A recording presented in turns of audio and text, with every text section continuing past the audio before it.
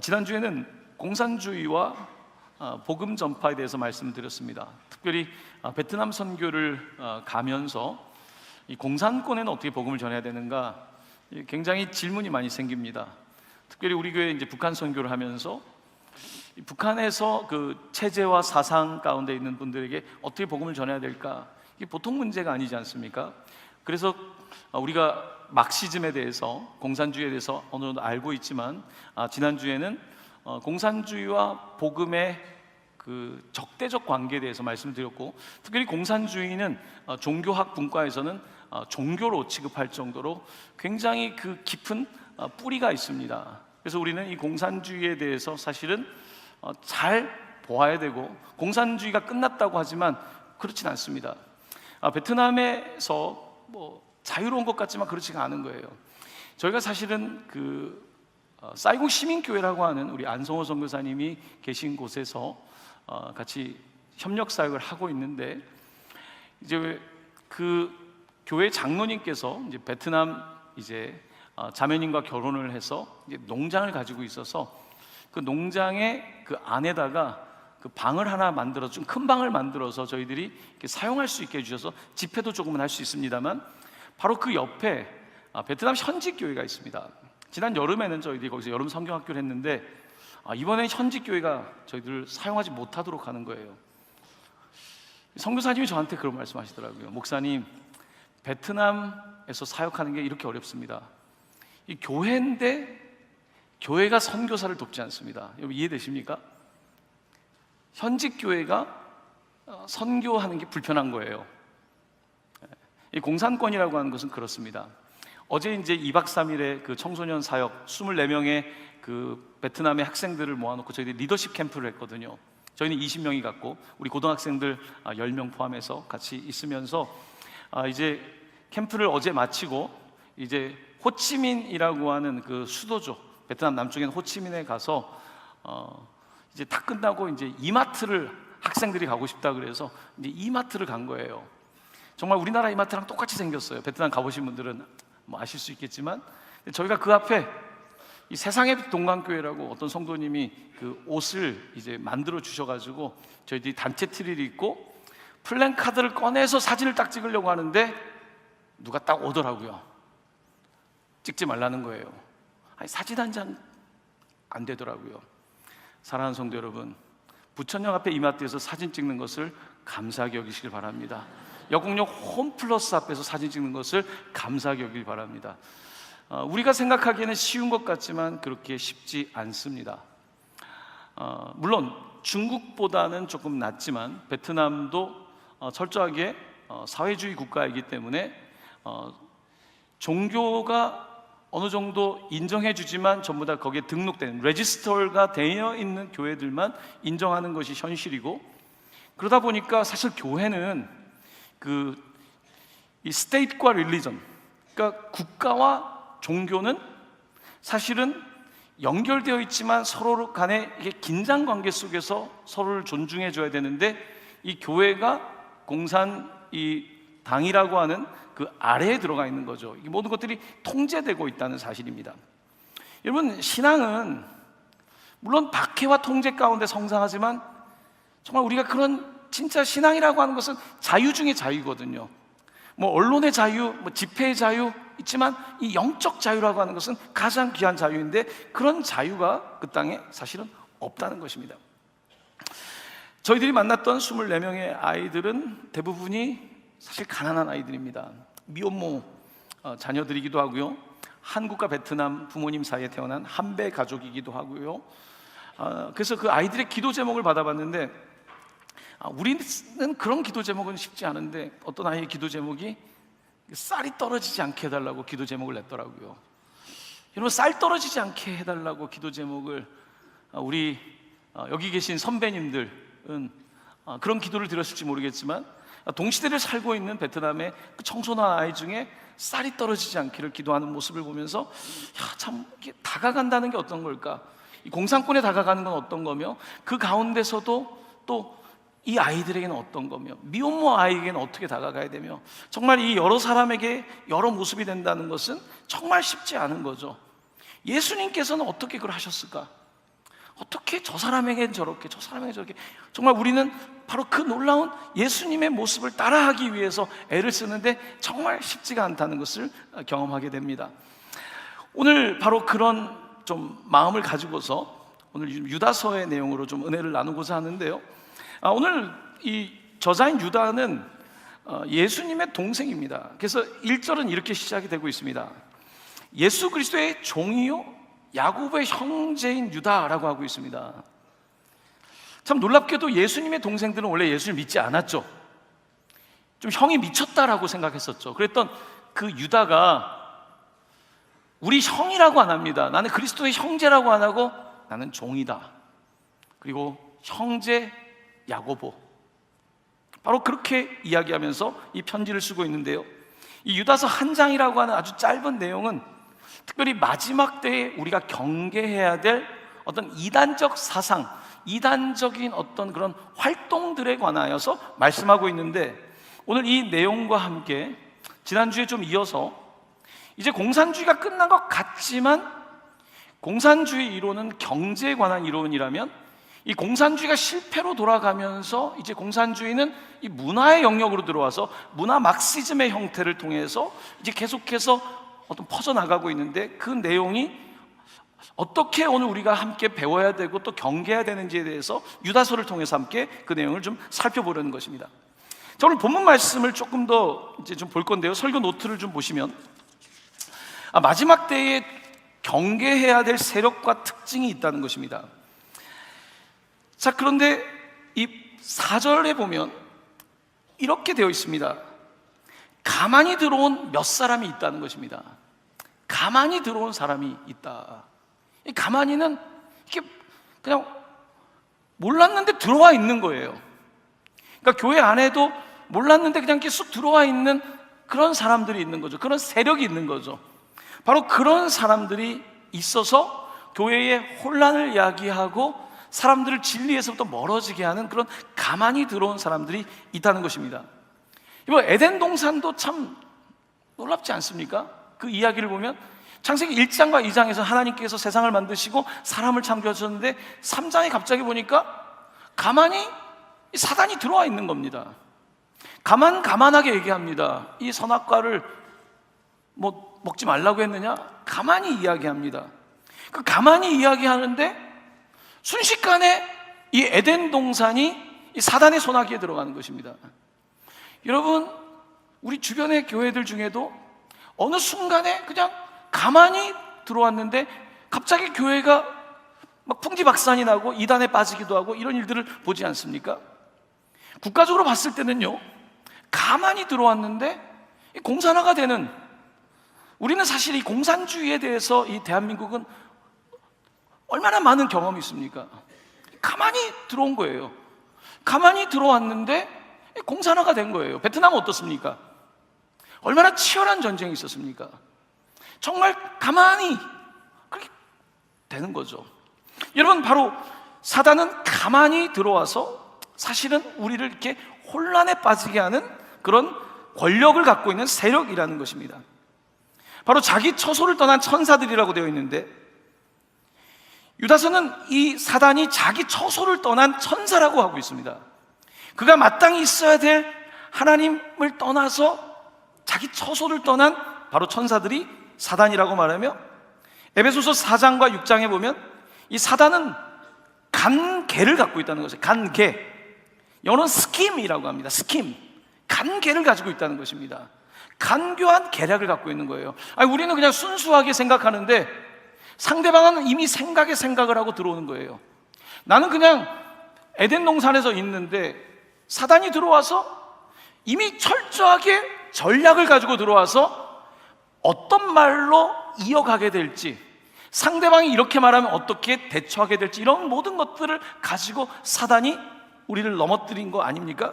그래서 이 간계라고 하는 것은 속임수입니다. 가만히 들어와서 속임수와 간계를 사용하는 세력이 특별히 마지막 때에 놀랍도록 많이 있을 거라는 것입니다. 자, 이 세력의 두 번째 특징은 경건하지 않고 조롱의 태도를 갖고 있다는 것입니다. 경건하지 않다. 경건하지 않다라고 하는 것은 말세의 특징인데, 경건하지 않다는 것은 하나님이 없다는 것, 하나님이 없는 것처럼 사는 것을 경건하지 않다고 말하는 겁니다. 오늘 우리 시대의 사람들은 경건을 좋아하지 않습니다. 하나님이 없다라고 내가 믿고 하나님이 없다라고 하는 방식으로 살면 내 마음대로 되는 것 같은 거죠. 바로 이 경건하지 않은 사람들이 또 어떤 태도를 갖냐면 오히려 경건하게 사는 사람을 조롱한다는 거예요. 교회 다닐 때 조롱하지 않습니까? 사람들이. 여러분, 우리 자녀들이 특별히 신앙생활하기 어려운 게 뭡니까? 아이들이 그 또래 압력, 피어 프레셔라고 하는 그 또래 압력을 받을 때에 아이들이 주변에서 조롱하는 거죠. 너 교회 가? 여러분, 교회 가는 게 뭐 문제 있습니까? 내가 더 정직하게 살려고 하고 내가 정말로 다른 사람보다는 더 정말 애쓰고, 여러분, 뭐 우리가 뭐 바보라서 교회를 오는 게 아니지 않습니까? 우리가 뭐 어리석고 뭐 머리가 모질라서 뭐 교회에다가 뭐 11조를 뭐 교회에다 드리는 게 아니지 않습니까? 하나님께 드리고, 이게 그런 게 아닌데 사람들은 그러면 아유 뭐 너 좀 생각을 해봐, 좀 이성적이지 않은 것처럼 얘기를 하는 거예요. 성경은 이미 그것을 우리에게 예고하고 있습니다. 이성적이지 않은 사람들이 마치 신앙생활하는 사람들을 이성적이지 않은 것처럼 얘기하고, 도덕적이지 않은 사람들이 이 신앙생활하는 사람들을 비도덕적인 것처럼 아니면은 무지한 것처럼 말을 한다는 것입니다. 베드로후서 3장 3에서 5절에는 이 조롱에 대한 놀라운 이런 말씀이 있습니다. 먼저 이것을 알지니 말세에 조롱하는 자들이 와서 자기의 정욕을 따라 행하며 조롱하여 이르되 주께서 강림하신다는 약속이 어디 있느냐? 조상들이 잔 후로부터 만물이 처음 창조될 때와 같이 그냥 있다, 세상 하나도 안 달라져 하니 이는 하늘이 옛적부터 있는 것과 땅이 물에서 나와 물로 성립된 것, 또 하나님의 말씀으로 된 것을 그들이 일부러 잊으려 함이로다. 아멘.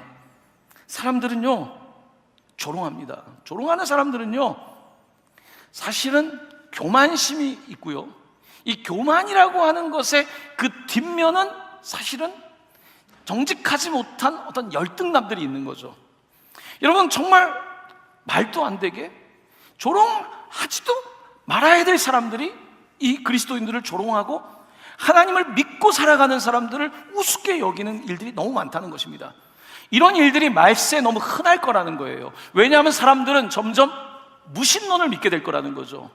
신이 없다라고 믿게 될 것이고, 무신론을 믿게 될 때에 사람들은 결국 유물론에 빠지고 물질이 되는 거죠. 여러분, 사람들은 결국은 육체가 되는 것입니다. 노아 때도 육체가 되었다고 말합니다. 육체가 된 것은 무엇입니까? 영적인 것을 이해를 못하는 거죠. 영적인 안테나가 없기 때문에 하나님은 없다고 얘기하고 내 삶도 그냥 이 땅에서 잠시 편하게 내가 원하는 대로 살다가 죽으면 끝이라고 생각하는, 정말로 어리석게 살면서도 오히려 지혜로운 사람들을 비웃고 조롱하게 될 거라는 것입니다. 바로 오늘 그 내용이 오늘 유다서에 있는 것입니다. 자, 세 번째는 이들은 어떤 특징을 갖고 있냐면 계속해서 분열을 조장하고 육에 속해서 성령이 없는 모습으로 계속해서 살아가게 된다는 것입니다. 자, 두 번째 문화 막시즘 이야기를 조금 하도록 하겠습니다. 사실 문화 막시즘에 대해서 제가 뭐 잘 알아서 드리는 건 아니지만 오늘 우리가 특별히 주의해야 될 사상이라고 생각하고 이 문화 막시즘에 대해서 지난주에 이어서 조금 더 말씀을 드리고자 합니다. 이 문화 막시즘이라고 하는 것은 여러분이 집에 가서 검색을 해보시면 이게 음모론이다 라고 써있는 내용도 있을 거예요. 음모론이다. 문화 막시즘에 대해서 여러분 잘 처음 들어보신 분들은 많을 건데요, 거기에 대해서 제가 오늘 말씀을 드릴 테니까 관심 있는 분들은 좀 같이 공부를 해보셔도 좋을 것 같습니다. 여러분, 공산주의는 무신론적 유물론을 기초로 하고 있습니다. 신이 없다는 것이고, 그리고 물질이 정신세계의 토대라고 하는 생각입니다. 전통적인 철학과 전통적인 기독교의 이해는 영적인 것이 육적인 것을 만들었다, 정신이 육을 만들었다고 생각하지만 반대로 육적인 것이, 경제가 정신을 지배한다라고 하는 바로 그렇게 하부구조, 바로 이런 경제가 지배한다, 이것이 정치, 이 모든 것들을 지배한다라는 것, 유물론적 세계관을 가지고 있습니다. 1900년대 초반에 나왔던 그 공산당 선언 이후에 정말로 공산혁명이, 볼셰비키 혁명이 러시아에서 일어나고 중국에서도 이제 마오쩌둥이 일어나서 중국을 공산화시키고 북한, 베트남, 라오스 수많은 나라들이 사실 공산화가 되었지만 공산주의라고 하는 이 경제 시스템은 결국은 실패로 끝나게 됐죠. 결국은 정치 체계는 사회주의를 갖고 있지만 경제는 자본주의를 받아들이게 되죠. 베트남도 마찬가지죠. 베트남 전쟁 이후에 10년 동안 피폐되었던 그 나라를 일으키기 위해서 결국은 개방을 할 수밖에 없었고, 그러면서 1980년대 중반부터 우리나라 기업들이 들어가기 시작하지 않았습니까? 자, 이런 상황 속에서 이제 사람들은 사회, 정치는 모두 공산당 일당 독재인데 자본주의는 맛보는 거죠. 그런 아주 독특한 형태로 지금 이 중국과 베트남을 비롯한 나라들은 지금 그런 체제를 갖고 있는 것이 사실입니다. 자, 그러면 이 문화 막시즘의 특징은 뭔가? 첫 번째입니다. 이 갈등 이론이라는 것입니다. 갈등 이론. 여러분, 이 공산주의 사상 자체는 우리의 정반합이라고 하죠. 하나가 있으면 그것을 반대해서 이게 합으로 간다는 정반합의 철학을 갖고 있고, 역사는 진보한다라고 하는 철학을 갖고 있고, 자본주의는 결국은 역사 발전에 따라서 실패할 것이고 그 이후에 공산주의가 들어오게 된다는 역사 발전 이론을 갖고 있고, 이것은 역사적 진화론, 어떤 세상의 어떤 생물학적 진화론이 아니라 역사적 진화론을 가지고 있는 것이 바로 이 특징입니다. 공산주의는 이 정반에서 반대를 강조합니다. 반대. 잘못됐다는 거예요, 세상이. 그래서 세상을, 기득권을 갖고 있는 그 세력들, 기득권을 갖고 있는 세력 뒤에는 기독교가 있다. 기독교가 이것들을 옹호하고 있고, 그래서 이것들을 반대하는 입장을 취하고 있는 것이 사실은 공산주의 이론이고, 그리고 이 공산주의 이론이라고 하는 것은 계속해서 그러므로 반대하는 것을 아주 어렵지 않게 생각합니다. 자, 그래서 이 공산주의 그 경제 이론에서는 이 자본가 계급과 그 다음에 노동자 계급을 나눴다면, 문화 막시즘에서는 어떠냐면 아이덴티티, 이 정체성을 가지고 남자와 여자를 나누고, 그리고 젠더 아이디올로지, 수많은 이 성소수자를 비롯해서 엄청나게 많은 이 소수성들이 존재하게 되는 거죠. 그러니까 기존의 질서에 반대하는 거예요. 우리는 하나님께서 남자와 여자를 만드셨다는 것을 믿지만 거기에 반대하는 거예요. 왜 남자와 여자만 있느냐? 나는 취향이 다르고 나의 오리엔테이션이 다르고, 그래서 이 반대하는 특징을 갖고 있는 거예요. 이 문화 막시즘의 특징은 특별히 가정을 가부장적인 어떤 극복돼야 될 대상으로 생각하는 경향이 있습니다. 가정은 그러니까 남성 중심의 가정이고, 여성은 거기서 어떻게 보면 어떤 종속적 관계에 있다라고 하는 이런 것을 전제하고 있는 거죠. 그렇기 때문에 이 문화 막시즘적인 사고는 반대가 역사를 발전시킨다는 거예요. 반대하는 것이 더 맞다는 거예요. 그런데 반대가 물론 필요하죠, 여러분. 모든 사람이 다 오케이 하는 북한같이 돼서는 안 되겠죠. 우리 자유민주주의에서 반대할 자유 있습니다만, 그 반대가 계속해서 반대가 반대를 낳을 때에 어떤 문제가 벌어지냐면 갈등과 분열과 혼란에 빠지게 되죠. 우리가 그래서 이 반대하실 수 있습니다만, 내가 정말 깊이 생각해 봐야 되는데 반대하면 일단은 굉장히 똑똑한 것처럼 보이는 거예요. 그래서 이제 수업 시간에도 여러분, 질문을 잘한다는 것이 꼭 반대하는 게 잘하는 게 아닙니다. 그걸 논리적으로 해야 되는데 일단은 반론을 제시하면 굉장히 디스커션을 잘한다는 그런 생각을 할 수 있는 거죠. 이 갈등 이론을 가지고 있다는 것입니다. 자, 그런데 이 갈등 이론의 특징은 처음에는 이런 경제적인 어떤 그런 계급 투쟁으로 봤는데, 이제는 남녀 간의 투쟁, 젠더의 투쟁, 그리고 섹슈얼 레볼루션이라고 하는 성혁명, 성적인 혁명 얘기가 나오는 거죠. 미국에서는 1960년대부터 캘리포니아를 중심으로 한 히피 문화가 발생되면서 기존의 가정이라는 질서, 기존의 섹스라고 하는 이것은 굉장히 전통적인 것이라고 말하고, 여기에 정신분석인 프로이트의 이론이 들어와서 인간은 성적인 자유를 가지고 있고 이것을 계속해서 억압하고 있는 이 기독교가 오히려 역사 발전을 막고 있다라고 하는 이런 식의 주장을 펼치고 있는 것입니다. 상당히 많은 학자들은 이런 이야기를 하면서 굉장히 새로운 이야기를 하는 것 같고 사회주의, 사회 이론을 만들고 심리학적 이론을 만들어내지만 과연 그럴까요? 과연 우리는 그렇게 많은 자유를 그 영역에까지 가져야 되는 것이 맞을까요? 그래서 이렇게 문화 가운데서 계속 갈등들이 많아진다는 것입니다. 저는 1990년대에 대학을 다녔는데 그때도 이제 이런 사상들이 이미 많이 캠퍼스 안에 다 퍼져 있었죠.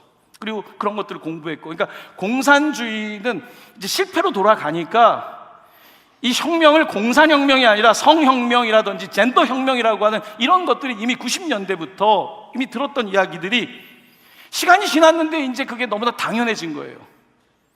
이제는 교과서 안에서도 그래서 다양한 성을 배우고 아이들이 그래서 이런 것들을 다 펼쳐놓는 거죠. 근데 이제 그러다 보니까 이제 미국 사회도 갈등이 생긴 거예요. 이게 정말 맞나? 이렇게 다 인정하는 게 맞나? 사실 이번에 트럼프 행정부에서 그 개인에 대한 평가를 떠나서요, 남녀 두 개의 성밖에 없다라고 하는 이 주장은 여러분 이 자유로운 미국에서 이거는 사실 불가능한 일이라고 생각하는 일이 된 거죠. 물론 그것이 어떻게 구체적으로 법과 사회와 여러 가지 영역에 들어갈지 모르겠지만 이것을 선언했다는 것 자체는 놀라운 겁니다. 여러분 계속해서 갈등이 일어나고 있는데 우리는 이 갈등 속에서 내가 스스로 생각하지 않으면 나도 그냥 이렇게 사상에 따라서 가만히 따라가다 보니까 그쪽으로 가게 되는 거죠. 자, 문화 막시즘의 두 번째는 조용한 혁명이라는 것입니다. 조용한 혁명. 이 조용한 혁명에서 안토니오 그람시라고 하는 문화 막시즘을 시작한 분의 이야기는 이겁니다. 문화의 기관들, 인스티튜션으로 긴 행진을 통해서 혁명을 완수해라라고 하는 주장을 합니다. 그러니까 기관들 속으로 들어가라는 거예요. 언론 기관에 들어가고 법원에 들어가고 학교에 들어가고 예술의 영역에 들어가고, 그러니까 문화의 영역에 들어가서 이제는 어떤 노동자와 자본가라고 하는 경제적인 어떤 피해 혁명이 아니라 문화적인, 가만히 들어가서 이 안에서 이렇게 이제 하라는 이야기를 사실은 하고 있는 것입니다. 그게 조용하게 바뀐 거예요. 미국이 얼마나 청교도의 나라이고, 물론 미국이라고 해서 뭐 다 좋진 않겠지만요, 정말 교회에 가서 예배드리고 이런 것들을 가정을 지켜내고 미국의 어떤 중산층이라고 하는 프라이드를 가졌었는데 언제부터인가 이런 것들이 무너지기 시작한 거예요. 그러니까 너무 당연해지는 거예요, 모든 것들이. 그러니까 이제 어떻습니까? 말을 못해요. 신학교에 가도요, 소수자도, 성소수자도 있고 하니까 어떻게 말합니까? 그러면 관계가 틀어지고, 미국에서는 보통 최소 10분의 1 정도는 성소수자들이고, 그러니까 자식한테도 얘기를 못하고 그냥 이 영역은 그냥 말하지 않는 영역이 돼버리는 거죠. 근데 이런 일들이 한 세대 만에 자연스럽게 가만히 돼버렸다는 거예요. 그러니까 아마 여기에서 조금 위의 세대 분들은 이게 도대체 세상이 무슨 얘기를 하는 거야? 그러다 보니까 이제 세대 간의 갈등과 이런 여러 가지 어려움들이 생겨나는 것이 사실입니다. 이렇게 조용하게 들어가서 바꾸는데, 그람시가 주장하는 것은 뭐냐면 가운을 입은 사람들, 전문적 엘리트들을 잡으라는 거예요. 저도 오늘 가운을 입고 있습니다. 교회의 목사를 좀 더 사상적으로 막시즘적인 사상을 할 수 있게 하라는 거예요. 법관의 옷을 입고 있는 사람을 그렇게 하라는 거예요. 언론, 대학 교수, 이러한 문화를 만드는 사람들, 지식층들을 공략하라는 것이 문화 막시즘의 핵심적인 내용인 것입니다. 여러분, 이게 문화라는 것은요, 사실은 티나지 않지만 자연스럽게 되는 거예요. 자연스럽게 언론에 그렇게 나오고 교회 가서 늘 그렇게 말씀을 듣다 보면 그런 거고, 사법부의 재판이 그렇게 되다 보면 아, 그런가 보다 하는데 우리가 생각을 해봐야 되는 거예요. 지금 이게 맞게 가고 있는가? 여러분 각자 다른 생각을 가지고 있지만 내가 신앙의 양심을 가지고, 여러분 각자 나는 신앙의 양심을 가지고 어떻게 할 것인가, 나는 내 자녀에게 뭘 가르칠 건가, 우리가 정확하지 않으면 우리는 누군가에게 끌려가게 되는 거죠. 바로 여기에 있어서 오늘 우리가 이런 문제들에 대해서 좀 생각해야 되지 않을까. 강단에서 이런 문제들을 정말 안 다뤘던 주제들이지만 특별히 이제 제가 공산권에 가면서 이런 생각을 더 해보게 되는 겁니다. 세 번째입니다. 그래서 결론적으로 하는 이야기죠. 이건 반기독교적인 이념, 엔타이 크리스찬적인 아이디올로지, 이데올로기를 가지고 있고 기독교를 사실은 극복 대상으로 봅니다. 이게 이제 목사로서 가장 힘든 부분이에요. 기독교를 극복 대상으로 보는, 베트남에 가보면요, 이 기독교는 위험한 종교예요. 그냥 고분고분하지가 않잖아요. 우리가 좀 말을 안 듣는 편이잖아요. 그렇지 않습니까? 우리 가면 막 선교한다고 하고 우리가 만만한 사람들이 아니거든요. 사실 그러다 보니까 이제 반기독교적인 특징을 가지고 있고, 무신론적 유물론이라고 했던 것처럼 신이 없다. 그리고 우리는 성령을 이야기하는 사람들이거든요.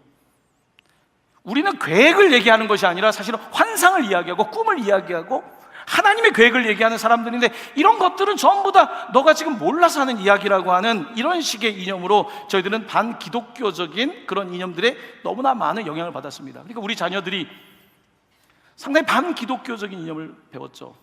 제가 90년대 대학을 다닐 때만 해도 교회를 간다 그러면 굉장히 제가 좀 무식해 보이는 분위기 느꼈어요. 여러분 저랑 비슷하게 전후로 학교를 다니신 분들 그런 걸 느끼지 않았습니까? 교회를 가면 아직도 그렇고, 선배들이 주체사상에 대한 교육을 많이 해줬죠. 대학교 때. 여러분 사실 우리가 그런 시대를 살았고 우리는 아직 이 엄청난 정리되지 않은 이 이념이 혼재된 상황 속에 있다는 사실을 사실은 기억해야 되는 것입니다. 이 반기독교적인 이념이 계속 확산되는데, 최근에 이제 태국의 그 동성 결혼이 합법화가 됐죠. 이제 계속 늘어날 거예요. 베트남은 공산국가니까 동성 결혼이 합법화가 안 될 거라고 생각하시죠? 베트남의 동성 결혼을 찬성하는 사람 65%가 넘습니다. 태국은 이미 됐고요. 그런데 여러분 데이터를 보면 왜 태국은, 방콕을 여러분 많이 가잖아요. 왜 태국은 계속 이쪽으로 갈까? 이 동성 결혼이 법이 합법화되고 나서 관광 수입이 엄청 늘어날 거라는 겁니다. 태국은 엄청난 관광 수입 얻을 거라는 거예요. 400만 명 이상이 들어올 거라는 거예요. 이것 때문에. 그러면 나라들이 지금 뭐 IT가 발달했습니까? 뭐 농업 중심의 국가에 외국 자본과 기술을 가지고 와서 하청 중심의 경제를 하고 있는 나라에서 가장 확실한 건 관광 수입이거든요. 그러니까 결국은 이런 겉으로 보기에는 그냥 뭐 이렇게 그냥 문화인 것 같기도 하지만 그 이면에는 또 여러 가지 복잡한 이 셈법이 있는 것이겠죠. 자, 이렇게 반기독교적인 이념이 계속 확산되고 있고, 사람들은 그러니까 하나님이 가르쳐 주신 남자 여자가 중요한 게 아니라 그냥 돈벌이가 되면 중요한 거예요. 국가에서는. 공산권에서는 선교사님들이 피를 토하는 부분이 뭡니까? 정말 어렵다는 거예요. 다 감시당하고, 이게 사회주의라고 하는 것이 다 감시하고 자유가 없는 것이니까 그런 부분에 대해서 안타까워하는 것 아닙니까? 정말 경험해보지 않은 사람은 모르는 거죠. 네 번째입니다. 이 문화 막시즘이 갖고 있는 그 전략은 진지전과 기동전이라고 부릅니다. 진지전은 복잡한 말이 아닙니다. 진지를 구성하라는 거예요. 그러니까 교수들을 잡아서 거기에다가 진지를 구성하고, 처음에는 소수지만 그 다음에 언론에도 진지를 잡고 진지를 구성하라는 거예요. 자, 미국이 왜 이렇게 컬처럴 막시즘이라고 하는 문화 막시즘에 영향을 받게 되었는가? 그것은 독일의 프랑크푸르트 쪽에 있는 그 사회과학자들이 이제 미국으로 대거 이주를 하게 되죠. 뉴욕에 있는 콜롬비아 대학으로 가게 되고, 그러면서 이제 교수들이 들어가서 사회과학을 하게 되면서, 사실은 막시즘이나 이런 이론들은 사회, 경제, 정치 이런 이론이기 때문에 이쪽 사상들이 어느 순간에 이것들을 다 가만히 퍼지게 됐던 것입니다. 그 진지를 구성하라는 거예요. 진지를 구성하고 있으라는 거예요. 진지를 구성하고 거기서 너무 티내지 말고 싸우라는 거죠. 그렇게 하다 보면 서서히 그리고 때가 됐을 때는 이제 기동전으로 나서서 딱 장악하라고 하는, 바로 이와 같은 진지전 기동전이라고 하는 안토니오 그람시의 이야기를 하고 있는 것입니다. 복잡한 이야기를 하려는 것이 아닙니다. 그렇게 어려운 이야기가 아닙니다. 제가 오늘 여러분에게 드리고 싶은 말씀은 뭐냐면, 세상에 돈이 돌지 않습니까? 세상의 모든 지금 글로벌 이코노미에서 다 돌고 있고, 그냥 버튼 하나 하면은 어마어마한 돈이 왔다 갔다 하는데, 너무나 많은 생각과 사상도 움직이고 있다는 것입니다. 내가 깨어있지 않으면, 그러니까 내가 그냥 교회를 가서 그냥 나 이렇게 예수님 믿고 그냥 내 신앙생활하고 이것만으로는 안 된다는 거예요. 왜냐하면 상대는 이미 생각을 하고 들어오니까, 사단은 생각을 하고 이미 스킴을 짜서, 관계를 짜서 이렇게 하겠다는 걸 갖고 있는데, 사실 우리 성도님들은 뭐 저도 마찬가지고요, 우리 그냥 그렇게 복잡하지 않지 않습니까? 순수하게 그냥 신앙생활 하지 않습니까? 하지만 그렇지만 세상은 그렇지 않다는 것입니다. 자, 이렇게 됐을 때 문화 막시즘이 퍼진 결과는 뭐냐면 5번입니다. 결국은 이제 상대주의가 하나의 어떤 윤리가 된 거예요. 어떤 절대성을 얘기하면요, 시민 정신에 어긋나는 거예요. 절대적인 것을 믿지 않습니다. 상대적이라는 것, 그리고 도덕적 타락이 심하죠. 도덕이라는 말이 없어졌어요. 이제 도덕이라는 과목은 존재하기 어려워요. 왜냐하면 기독교가 도덕을 지켜내고 있고, 사실은 10계명부터 해서 이 도덕의 근본이 이 유대 기독교 사상에서 왔는데, 이게 극복해야 될 대상이라고 하니까, 이게 극복해야 될 대상이라고 한다면 이제 도덕은 어디서 올까요? 도덕의 권위는 없는 거예요. 성경의 권위도 없는 것이고, 그러면 각자가 권위가 되는 것이죠. 그러다 보니까 혼란과 복잡한 일들이 계속해서 펼쳐질 수밖에 없는 것입니다. 바로 이렇게 도덕적 타락이 일어나고, 그 다음에 PC라 그러죠. PC는 컴퓨터를 말하는 것이 아니라 Political Correctness라고 하는 정치적 올바름. 들어보셨죠? 정치적 올바름. 정치적 올바름이 뭡니까? 제가 이제 공부를 할 때에 박사과정에서 수업을 하다 보면 백인도 있고 흑인도 있고 아시아 사람도 있고, 미국 사람들은 결혼했냐 뭐 이런 거 안 물어보지 않습니까? 나이 안 물어보지 않습니까? 말할 때마다 서로 주의해야 되는 거예요. 혹시 내가 이야기해서 여기 지금 흑인 친구가 좀 마음이 상할까 봐, 혹시 내가 이 결혼이 중요하다 얘기하는데 보니까 이 동성인 학생이 있는데 내가 혹시 잘못 말하면 이 사람들 또 상처가 되니까 전부 다 말할 때 쿼테이션을 달아요. 따옴표를 달아서 politically correct하게 말한다면, 내가 혹시 너한테 좀 기분 나쁘면 안 된다는 이걸 갖다가 늘 의식하고 살아야 돼요. 지식인의 특징이에요. 그러니까 어떤 이야기를 할 때 할 말을 못해요. 입에 경찰을 붙이라 그래요. 진짜 어려워요, 디스커션 하기가. 말을 하면은 서로 어려운 거예요. 여러분 어떻게 명절 보내시면서 어떻게 좀 많이 평화하셨습니까? 혹시 요즘 우리나라 여러 가지 되어지는 일에 대해서 얘기하다 보니까 안 되겠죠? 우리 말하지 말자, 떡국이나 먹자. 아들도 생각이 다르고 딸도 생각이 다르고, 20대 30대 우리 자녀들의 생각이 달라요. 남학생들과 여학생 생각이 다르고. 여러분, 이 반대하는 것들이 발전하는 것 같지만 정말 우리가 생각하고 또 생각해야 되고, 여러분 각 교회의 성도들도 각자의 생각은 있겠지만 우리가 여기에 대해서 같이 고민하고 정말 바라보지 않으면 안 되는 거예요. 이 동성애 코드라고 하는 것이 그러니까 자연스럽게 들어가 있는 거죠.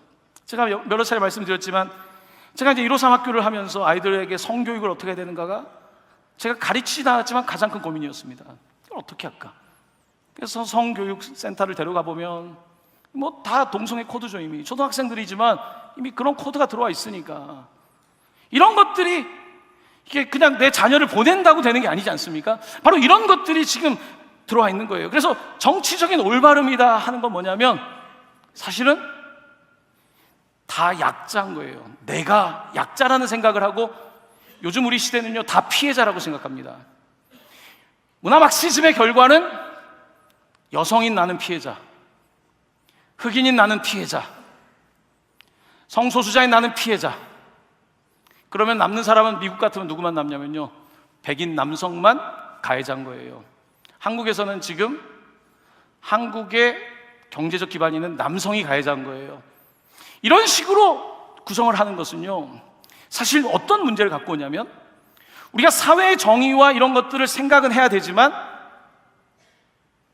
내가 해야 될 것을 하지 않고 자꾸 그룹에 들어가서 나는 이런 부류 안에 있어요, 나는 이런 부류 안에 있어요 라고 말하면서 실질적으로 내가 해야 될 도덕의 문제에 책임을 지지 않는 거예요. 내가 해야 될 것을 안 하고 나는 피해자인데요.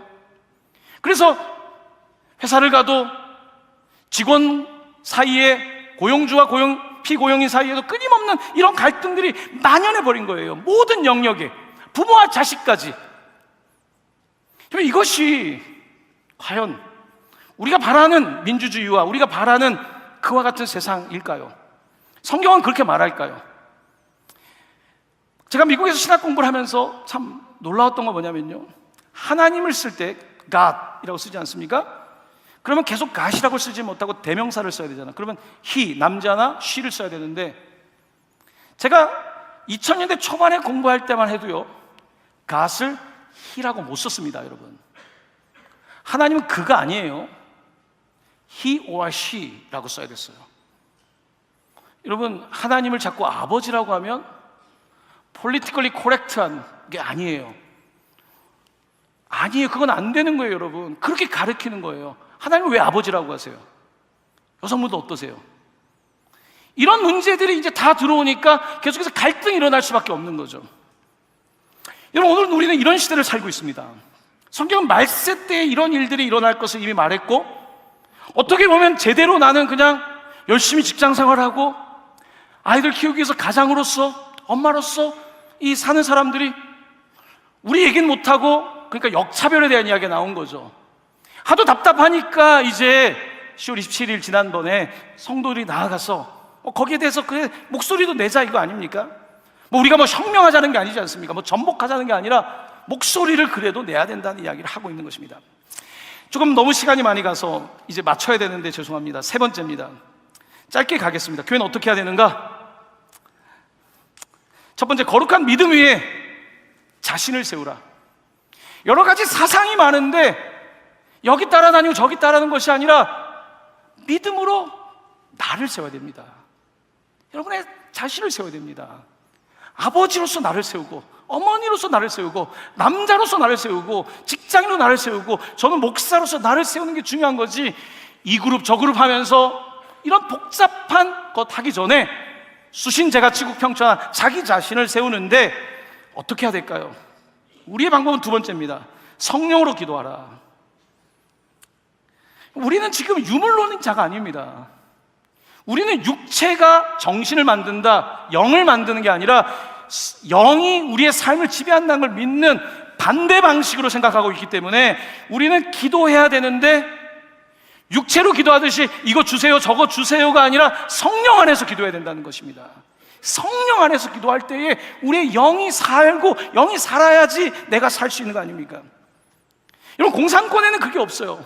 어제 그 이마트에 들어가서 차를 한 잔 마시고 있는데 1시간 동안, 설날 명절이니까 아주 커요. 우리나라 이마트보다 더 크더라고요. 갔는데 보니까 아이들 좋으라고 막 마술쇼 같은 걸 하더라고요. 그럼 우리 같으면 좀 조용조용 하잖아요. 카페에 앉아있을 수가 없어요. 너무 시끄러워요. 교회 근처를 갔어요. 우리 집회했던데 아침에 불경 소리가 나요. 읽는 게 아니라 테이프를 틀어놔요. 엄청 크게 틀어놔요.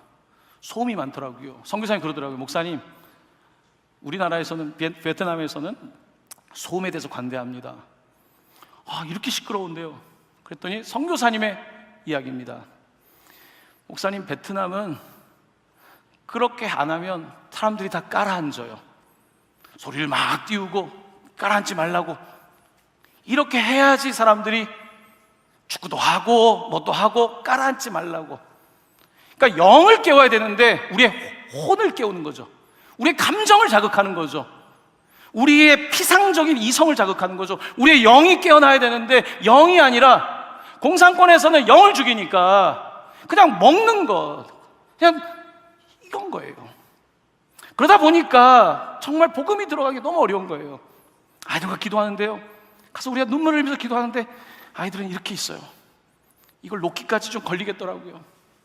하지만 기도하고 우리 학생들이 같이 가서 같이 뛰고, 처음에는요 이랬던 애들이요, 끝날 때는요 다 같이 울고, 같이 잘 모르겠지만 왜 한국에서 설날에 이들이 왔을까?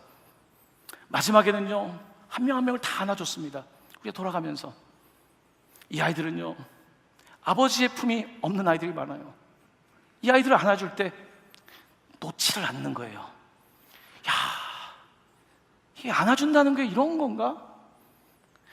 영적으로 눌려 있는 거죠. 영적으로. 얼마나 우리가 지금 이 자유를 누리고 있는데, 정말 공산권이든 아니면 다른 종교도 이게 영을 다루는 게 아니지 않습니까? 그냥 비나이다 잘 살게 해달라, 내 감정의 문제를 해소해달라가 아니라 성경은 우리의 영에 대해서 말씀하고 있고, 이 영에 대해서 기도하라고 말씀하고 있고, 그렇게 자기를 세우라는 거예요.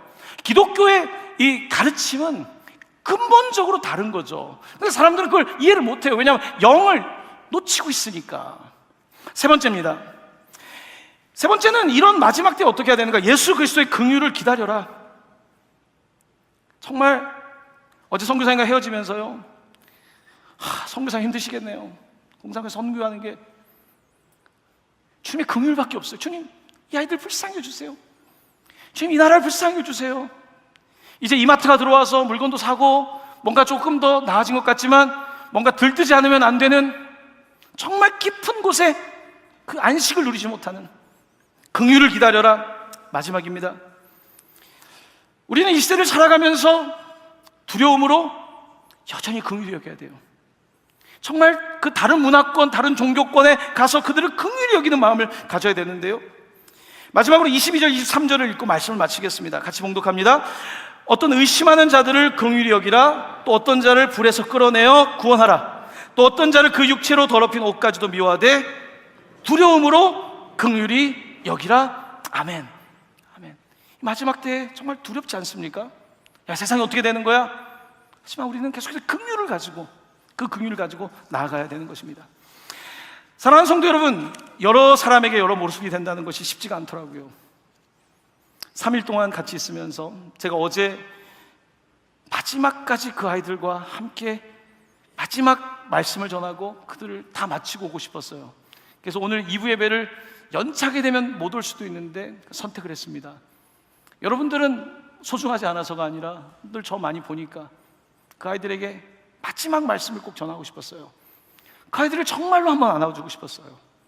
그 아이들을 꽉 껴안을 때, 우리 교회 성도님들이 가서 그 아이들 꽉 껴안아줄 때 이 메시지는 다 전달됐는지 모르지만 정말 성령께서 그때 마음을 움직이는 것을 보게 됐습니다. 선교사님이 그러시더라고요. 단기 선교 왔던 팀들 중에 가장 은혜가 넘쳤던 선교였다고. 바로 기도했기 때문에 45일 동안 선교팀이 기도했고 그리고 뭔가를 잘 모르겠지만 헌신할 때에 하나님께서 그렇게 일하시는 분입니다. 우리는 어떤 문화의 힘과 어떤 시스템의 힘을 따라가는 사람들이 아니라 우리는 성령을 따라가는 사람들입니다. 사랑하는 성도 여러분, 영적 자유를 누리시길 바랍니다. 여러분, 자유합니다. 왜 이 영적 자유를 누리지 못합니까? 이 영적 자유를 누리시며 승리하시기를 예수님의 이름으로 간절히 축원합니다. 아멘.